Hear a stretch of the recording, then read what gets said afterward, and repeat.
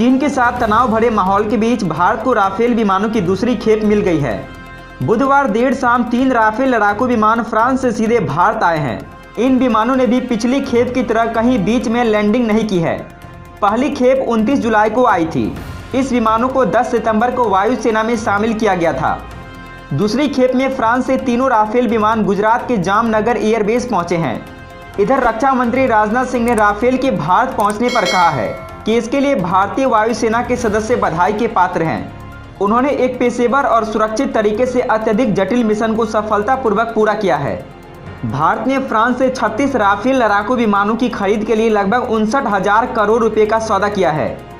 वायुसेना के प्रमुख RKS भदौरिया ने गत माह कहा था कि सौदे के तहत भारत आने वाले सभी राफेल 2023 तक वायुसेना में शामिल हो जाएंगे। भारतीय वायुसेना के प्रमुख RKS भदौरिया ने इन विमानों के सेना में शामिल होने के समय को उपयुक्त बताया है।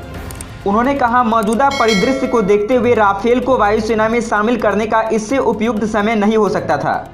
उन्होंने कहा है कि अंबाला में राफेल को बल में शामिल करना महत्वपूर्ण है, क्योंकि वायुसेना के इस अड्डे से महत्व वाले सभी क्षेत्रों में आसानी से पहुंचा जा सकेगा। इस कार्यक्रम में केंद्रीय रक्षा मंत्री राजनाथ सिंह और दूसरी तरफ से फ्रांस के फ्लोरेंस पार्ली भी मौजूद थे।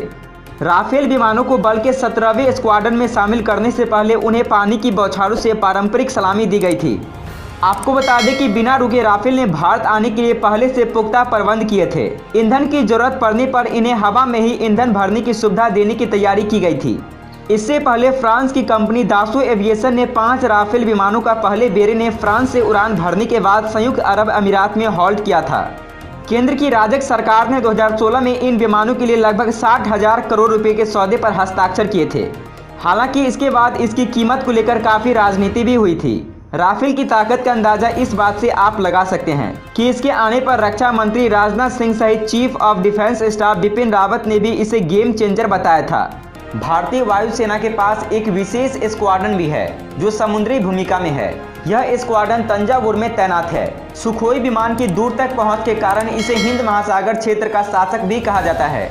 यह स्क्वाड्रन भी ब्रह्मोस क्रूज मिसाइल से लैस है। वहीं भारतीय वायुसेना ने शुक्रवार को बंगाल की खाड़ी में अपने युद्धपोत INS कोरा से जहाज रोधी मिसाइल का सफलतापूर्वक परीक्षण किया है।